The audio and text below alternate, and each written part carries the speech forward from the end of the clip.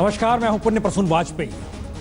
तमिलनाडु की मुख्यमंत्री के तौर पर शपथ शशिकला को नहीं दिलाई जा सकती है। ये राज्यपाल ने राष्ट्रपति को भेजे 3 पेज की रिपोर्ट में इस बात का जिक्र किया है। यानी कोई शख्स राजनीतिक तौर पर सक्रिय ना होते हुए उसके बाद सक्रिय हो और विधायकों का आंकड़ा गिना दे, ये मंजूर नहीं है। एक झटका लगा है कह सकते हैं, लेकिन दस्तक में बात आज इसकी नहीं होगी। दस्तक में बात आज उन गहरे गहरे दागों को लेकर होगी जिसका जिक्र हम हमेशा करते हैं। लेकिन दाग किसी को दिखाई देते हैं तो फिर वह उस दाग को मिटाने की भी तैयारी करता है। ये दाग कितने गहरे हैं, इस बात का जिक्र हमने कल किया था रेनकोट के जरिए, और उसने एक रिपोर्ट भी दिखाई थी हाईवे नंबर 31। आज शुरुआत वहीं से कर रहे हैं। याद कीजिए तीरंदाजी की स्वर्ण पदक विजेता बुली, और दस्तक में कल हमने दिखाया। जरा रिपोर्ट देखिए आज क्या हुआ। बेचने को मजबूर इसलिए क्योंकि बीमारी से लौटने के बाद तीरंदाजी के खेल को जारी रखने के लिए रकम थी ही नहीं, पैसे खत्म हो जाए। मैं पहले आज तक चैनल को धन्यवाद देता हूँ। तो मेरा तकलीफ हुआ था उसको आज तक चैनल ने दुनिया के सामने लेके आया है। मैं आज तक चैनल को धन्यवाद देता हूँ। ये असम की तीरंदाज बुली बासुमतारी है। तीरंदाजी में गोल्ड मेडल जीतने वाली बुली बासुमतारी। कल तक हमने इसे दिखाया था कि किस तरीके से सड़क पर ये संतरा बेच रही है, हाईवे नंबर 31। और आज तक का इन्होंने शुक्रिया इसलिए किया क्योंकि कल दस्तक में जब हमने ये रिपोर्ट दिखाई तो उसके बाद सरकार के कान खड़े हो गए। लगता नहीं कि कहीं सरकार या सत्ता काम कर रही है। इस बात का जिक्र क्यों, चलिए आपको हाईवे नंबर 31 लिए चलते हैं, नॉर्थ ईस्ट। असम के चिरांग के पास हाईवे नंबर 31 संतरे बेचती ये महिला और कोई नहीं, ये बुली बासुमतारी ही है।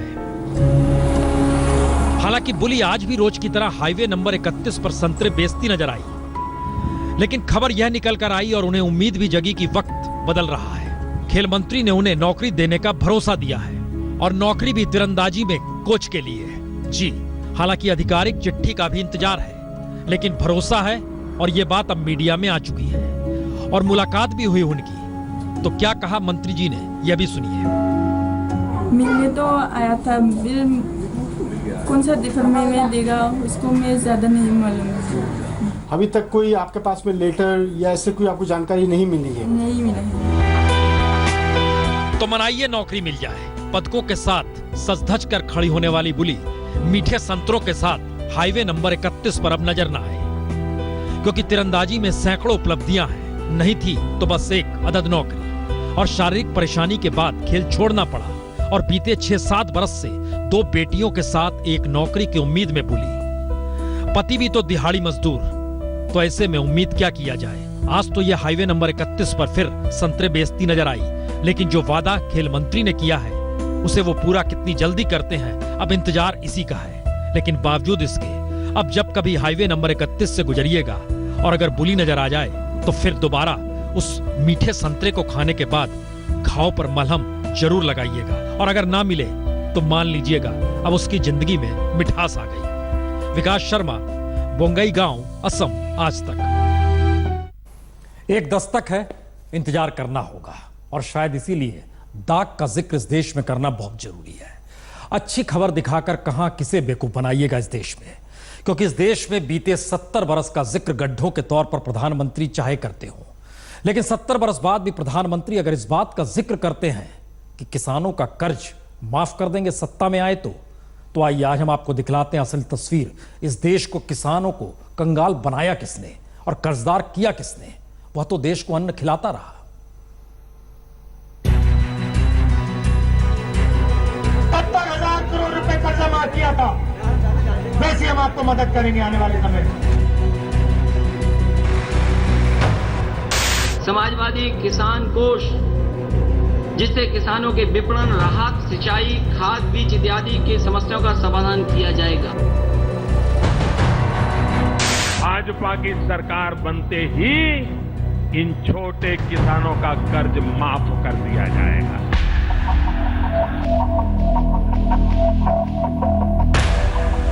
मौका चुनाव का तो सबकी जुबां पर किसान, लेकिन किसानों को कर्जदार बताकर कर्ज माफी के एहसान का ऐलान करने वाले राजनेताओं को शायद अब यह आईना दिखाना चाहिए कि पीढ़ियों से जो किसान देश को अन्न उपजाकर खिलाता रहा वो कर्ज में डूब कैसे गया। क्योंकि 70 बरस पहले देश की जीडीपी में खेती का योगदान 56% था। उस वक्त यानी आजादी के वक्त किसानों की कमाई देश के चौथे वर्ग के कर्मचारियों के वेतन से ज्यादा थी। 70 बरस पहले सिर्फ 4% किसान ही गरीबी की रेखा से नीचे थे। और अब जब लगातार किसानों को कर्ज मुक्त करने के ख्वाब संजोए जा रहे हैं, सत्ता मिल जाए तो बताया जा रहा है, तो समझना यह भी होगा इन्हीं सत्ताओं ने विकास के नाम पर खेती की 40 लाख हेक्टेयर जमीन हड़प ली, 3 करोड़ किसानों को मजदूरों में बदल दिया, किसानी से जुड़े 18% लोग गरीबी की रेखा से नीचे आ गए। यानी देश के किसानों को लूटा किसने, और किसानों को लूटकर उन्हें हाशिए पर लाने के बाद अब कर्ज माफी का ख्वाब दिखाकर वोट लूटने की कोशिश का मतलब है क्या? सच तो यही है कि किसान को खेती तक के लिए बुनियादी सुविधाएं देना तो दूर, जो प्रकृति ने बुनियादी सुविधाएं दी थी उसे भी विकास के नाम पर तमाम सत्ता ने खत्म कर दिया। और 70 बरस बाद भी सिंचाई की व्यवस्था सिर्फ 23% जमीन पर ही हो पाई। जमीन के नीचे का पानी और इसके अलावे नदी, नहर, रहट सभी को विकास तले खत्म कर दिया गया और विकास की नीतियां सत्ताधारियों ने ही बनाई। तो विकास और चकाचौंध के मॉडल में उदारीकरण के बाद खेती की जमीन की अंधाधुंध लूट कुछ ऐसी शुरू हुई कि खेती करने के लिए जो बुनियादी जरूरतें थी वो बाजार से खरीदने पर आ टिकी और किसान को उपज की कीमत तक नहीं मिली। हालात देश के सत्ता ने नीतियों के आश्रय ही 1991 के आर्थिक सुधार के बाद कैसे बिगाड़ दिए, यह इससे भी समझा जा सकता है कि खेती छोड़ 5 करोड़ किसान शहरों में कंक्रीट का जंगल खड़ा करने के लिए मजदूर बन गए। उदारीकरण के बाद 3 लाख से ज्यादा किसानों ने इस देश में खुदकुशी कर ली। यानी किसानों को किसानी से बाहर कर देश को विकास का पाठ कुछ इस तरीके से पढ़ाया गया जिसमें आधुनिक विकास का फलसफा किसानों की कब्र पर रचा जा सके। किसानों को सुविधाएं, अभी तो सिंचाई का पानी, सिंचाई नहरों का पानी मुफ्त कर दिया। अभी भी जो गन्ना किसानों का बकाया है और ये 5-6 मिलें दबा करके बैठी हैं, हम उनको दबा करके पैसे दिलवा देंगे। मैं आपको कह रहा हूं, ऐसा कोई भी किसान नहीं होना चाहिए हिंदुस्तान में, उत्तर प्रदेश में, जिसको लगे कि मेरी सरकार मेरे साथ नहीं खड़ी। क्योंकि इस दौर में सेच के लिए ली गई 90% खेती की जमीन अब भी बेकार पड़ी है और अदालत ने आदेश दिया है, बावजूद इसके जमीन वापस करने का सिलसिला शुरू नहीं हुआ है। और बीते 60 बरस के ग्रामीण विकास का बजट बीते 10 बरस के कॉर्पोरेट छूट से भी कम है। बावजूद इसके कॉर्पोरेट की लूट जारी है और किसानों को कहा जा रहा है कर्ज माफ कर देंगे। और इन सब के बीच किसानों के कर्ज से 7 गुना कर्ज तो कॉर्पोरेट के ऊपर है। तो ऐसे में 70 बरस में कोई बदलाव तो आया नहीं, उल्टे किसानों की हालत बद से बदतर हुई। और 70 बरस बाद बदलाव का सपना देखा और दिखाया जा रहा है तो ये कहकर कि सत्ता में आए तो किसानों के कर्ज माफ कर दिए जाएंगे। इन छोटे किसानों का कर्ज माफ कर दिया जाएगा। राहत, सिंचाई, खाद, बीज इत्यादि की समस्याओं का समाधान किया जाएगा। आपको मदद करेंगे आने वाले समय में। गजब है, दाग का जिक्र हो रहा है और एक एक करके किसी भी कुनबे को उठाइए सत्ताधारी लगेगा, किसी भी समुदाय को उठाइए हाशिए पर नजर आएगा। उसमें एक समुदाय दलित भी है, यूपी का दलित। जरा देखिए।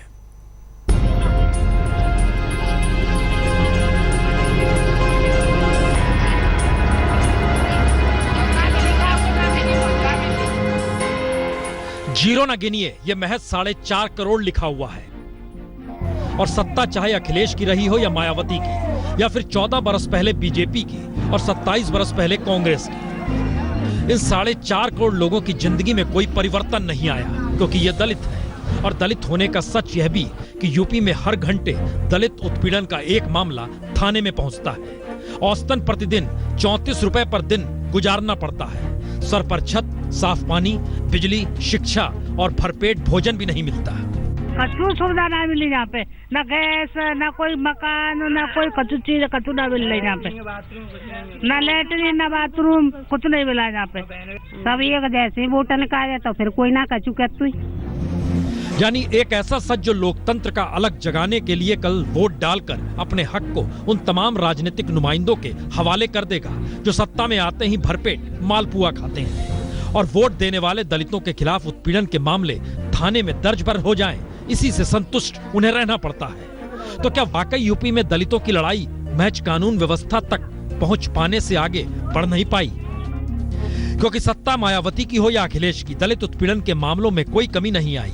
हर घंटे एक मामले की रफ्तार से मायावती के दौर में 35,000 से ज्यादा तो अखिलेश के दौर में 38,000 से ज्यादा मामले दर्ज हुए। और उस पर यूपी के हालात ऐसे कि दलित उत्पीड़न मामले में सिर्फ 2% को सजा। तो नया सवाल यह भी है कि दलितों के सामने सिवाय सामाजिक तौर पर दलित बनकर रहने के अलावे और कोई रास्ता ही नहीं है। और सत्ता की ताकत दलित की बेटी मायावती के पास भी आ सकती है, तो सबसे बड़ा सुकून वही है। हमारे यहाँ कोई सुविधा ना है जा गाँव में। हम तो ऐसा समझो कि और वह गरीब आदमी को मेहनत मजूरी होतना है और वोट आवत है जब का ले लेता है कि हाँ भाई ऐसे जा गाँव में तो जब का बढ़िया है और फिर कछु ना है। लेकिन सत्ता सिर्फ दलित के भरोसे मिल नहीं सकती, तो जातियों का गठजोड़ सत्ता तले सामाजिक तौर पर दलितों को हाशिए पर ले जाने से हिचकिचाता भी नहीं है। और दलित भी हाशिए पर रहकर इस सच को खामोशी से मान लेता है, क्योंकि संघर्ष जीने के हक और हक छिनवा कर जीने पर जा टिक चुका है। और शायद उत्तर प्रदेश के चुनाव का सोशल इंजीनियरिंग यही है। इस दाग का जिक्र किसानों के जरिए हो, दलित के जरिए हो, अल्पसंख्यक समुदाय के जरिए हो, किसी का भी जिक्र किसी भी तौर पर हो सकता है। लेकिन क्या आपने कल्पना की जब दाग का जिक्र होगा तो जवानों का जिक्र कर दिया जाए? जी, एक जवान की पत्नी ने अदालत का दरवाजा खटखटाया, पति से मिलने दिया जाए। अदालत ने नोटिस भेज दिया, सेना को भी सरकार को भी। रिपोर्ट देखिए। कितना भी बर्फ हो, कितना भी बारिश हो, तूफान हो, यही हालातों में हम ड्यूटी कर रहे हैं। पीछे का जिसने भी देखा इस जवान को सोशल मीडिया पर ही देखा, जो जिक्र कर रहा था रोटी का, दाल का, सब्जी का, कि किस हालात में सीमा पर रहते हुए इन हालातों में उन्हें सिर्फ मिलती है तो सूखी रोटियां। तो क्या ये तेज बहादुर गायब हो गया है, या तेज बहादुर कहीं छुपा दिया गया है, या तेज बहादुर से कोई मिल नहीं सकता? ये सवाल इसलिए क्योंकि तेज बहादुर की पत्नी शर्मिला ने जब कई बार अपने पति से मिलने की कोशिश की और मुलाकात नहीं हुई, तो उन्होंने अदालत में हैबियस कॉर्पस डाल दी है। यानी मुलाकात होनी चाहिए और उनके पति तेज बहादुर को सामने लाया जाना चाहिए। और नतीजा इसी का कि कोर्ट ने बीएसएफ और केंद्र सरकार को 2 दिन के भीतर उनकी पत्नी शर्मिला से तेज बहादुर को मिलवाने का आदेश दे दिया है। कोर्ट और असिस्टेंट सॉलिसिटर जनरल के साथ एक कंसेंट ऑर्डर हुआ है, जिसमें जो इनकी बीवी है वह जाके 2 दिन तक अपने पति से मिल पाएगी। इस मिलाप के बाद हेबियस कॉर्पस का मुद्दा जो है वह समाप्त हो जाएगा। अगली पेशी 15 तारीख की। तो अदालत ने आदेश तो दे दिया, लेकिन बड़ा सवाल यहीं से खड़ा हो चला है। क्या तेज बहादुर ने जिस तरीके से अपने जुड़े मुद्दों को उठाया वो गलत था, या फिर अनुशासन तले इसे गलत माना जाना चाहिए, या फिर अनुशासन से इतर इस देश के भीतर क्या अब जवान भी अपनी बात को कह नहीं पाएगा? और ये सारे सवाल इसलिए क्योंकि तेज बहादुर को किसी तरह की सजा दी नहीं गई, ना ही अवैध रूप से हिरासत में रखा गया है। कहा यही गया कि सिर्फ ट्रांसफर किया गया है और परिवार को पूरी जानकारी है, लेकिन परिवार ने कहा उसे कोई जानकारी नहीं है। तो क्या ये माना जाए पहली बार सेना के भीतर के भी कुछ सवाल अगर सतह पर आते हैं तो उसको लेकर देश में अदालत तक को सक्रिय होना पड़ता है? ये सवाल इसलिए क्योंकि बीएसएफ और केंद्र सरकार के लिए कोर्ट का आदेश एक झटका है, लेकिन सवाल तेज बहादुर का नहीं। इस देश में सवाल तो जवानों का है, जो बीएसएफ और दूसरे पैरामिलिट्री फोर्सेस में खुद को अनफिट मान रहे हैं। क्योंकि इस दौर में सच तो ये भी है कि बहुतेरे जवान सेना छोड़ रहे हैं। यानी एक वक्त सेना में जाने के लिए, जवान बनने के लिए जो देश ललायित रहता था, उसमें ये उल्टी स्थिति क्यों आ गई? बीते 1 बरस में पैरामिलिट्री फोर्स छोड़ने वाले जवानों की संख्या दुगनी हो गई है। 3 बरस में 20,672 कर्मचारी बीएसएफ, सीआरपीएफ समेत 6 पैरामिलिट्री फोर्स छोड़ चुके हैं। और सबसे ज्यादा 7,166 कर्मचारी यानी तकरीबन 25% बीएसएफ के ही जवान हैं। उनमें से एक कह सकते हैं तेज बहादुर भी है। सरकार हर चीज, हर सामान हमारे को देती है, लेकिन उच्च अधिकारी सब बिक्री करके खा जाते हैं। तो तेज बहादुर ने अपने वीडियो से आला अधिकारियों को कटघरे में खड़ा किया और आंकड़े के लिहाज से अधिकारियों को कटघरे में खड़ा लगातार किया भी जा रहा है। और नौकरी छोड़ने वाले कर्मचारियों में 97%। जी, ऐसे सवाल हैं। ये पूनम शर्मा की ये रिपोर्ट थी। लेकिन बहरहाल बार बार इस देश के लिए कौन सा मॉडल ठीक हो सकता है? क्या पश्चिमी सभ्यता का मॉडल ठीक हो सकता है, या मौजूदा वक्त में जिस गरीब और किसानों का जिक्र हो रहा है वह भी मॉडल चलेगा? यह सवाल इसलिए क्योंकि महात्मा गांधी का कहना था, मानव संसाधन पर दृष्टि डालिए, उसी को अपनी व्यवस्था का आधार बनाइए, तो ही आप आगे बढ़ सकते हैं। हम इसका जिक्र क्यों कर रहे हैं? इंतजार कीजिए, ट्रंप का एक और कानून आने वाला है, मुश्किल बढ़ने वाली है। अमेरिका जाकर नौकरी का ख्वाब हो या भारत के प्रोडक्ट को अमेरिकी बाजार में बेचकर मुनाफा बनाने की सोच, अमेरिकी राष्ट्रपति अब इस पर पानी फेरने को तैयार है और भारत के लिए खतरे की घंटी बजने लगी है। क्योंकि अब सवाल सिर्फ H-1B वीजा पर अंकुश लगाने की तैयारी भर का नहीं है, सवाल 20% बॉर्डर टैक्स लगाने का है। और जो जानकारी अमेरिका से आ रही है उसके मुताबिक अमेरिकी राष्ट्रपति ट्रंप के नए कर सुधारों के जरिए एक गाज बॉर्डर टैक्स के रूप में गिरने वाली है। दरअसल ट्रंप ने बॉर्डर टैक्स का लेखा जोखा तैयार कर लिया है और जिसके मुताबिक चीन अब भारत समेत तमाम दूसरे देशों से आयातित सामान और सेवा पर 20% का अतिरिक्त टैक्स लगेगा, यानी सामान सेवा दोनों महंगी होगी। सीधे शब्दों में कहें तो भारत को अभी जो कॉम्पिटिटिव एडवांटेज यानी प्रतियोगी लाभ मिलता रहा वो नहीं मिलेगा। जो प्रोफेशनल्स अमेरिका में नौकरी करते हैं उन्हें 20% टैक्स देना होगा और जो सामान भारत में सस्ते मजदूरों के जरिए बनाकर अमेरिका के बाजार में बेचा जाता है उस पर भी 20% टैक्स लगेगा। तो ट्रंप के नए कर सुधारों में इसका भी जिक्र है कि विदेशी प्रोफेशनल्स अगर अमेरिका में आकर नौकरी करते हैं तो फिर उन्हें अमेरिकी नागरिक जितना ही वेतन मिलना चाहिए, यानी प्रोफेशनल्स को सस्ते में अब अमेरिका ले जाने की सोच महंगी होने वाली है। यूं ट्रंप सरकार मार्च में हाउस ऑफ रिप्रेजेंटेटिव में इस बिल को पेश करेगी और इसका पास होना तय है। अलबत्ता सीनेट में सरकार को थोड़ी मशक्कत करनी पड़ेगी, लेकिन ट्रंप जिस तरह कर सुधारों को जरूरी और राष्ट्रवादी बता रहे हैं उसमें बॉर्डर टैक्स को खारिज करने के लिए डिप्लोमेट्स को भी मजबूत दलील देनी होगी, जो मुश्किल लगता है। तो ये मान लीजिए कि ट्रंप अरसे से लटके सुधारों के जरिए अब संकेत यही दे रहे हैं कि उनका पूरा जोर अमेरिका के रोजगार पर है और रीगन के बाद ये सुधार हो रहा है और ऐसे में रोजगार अमेरिका में कैसे पैदा हो जाए इस दृष्टि पर ध्यान है। तो मुश्किल तो होने वाली है प्रोफेशनल्स के लिए। यहां से जो सेवा दी जाती है उसके मद्देनजर क्या कीजिएगा इस दौर में पश्चिमी सभ्यता ढहती हुई दिखाई दे, वहां की इकोनॉमी ढहती हुई दिखाई दे, पूंजीवाद मायने ना रख रहा हो, कौन सी इकोनॉमी कैसे काम करेगी। नेहरू ने मिक्स्ड इकोनॉमी अपनाई थी और उसी दौर में गुरुदत्त ने फिल्म बना दी थी और नेहरू गुस्से में आ गए थे।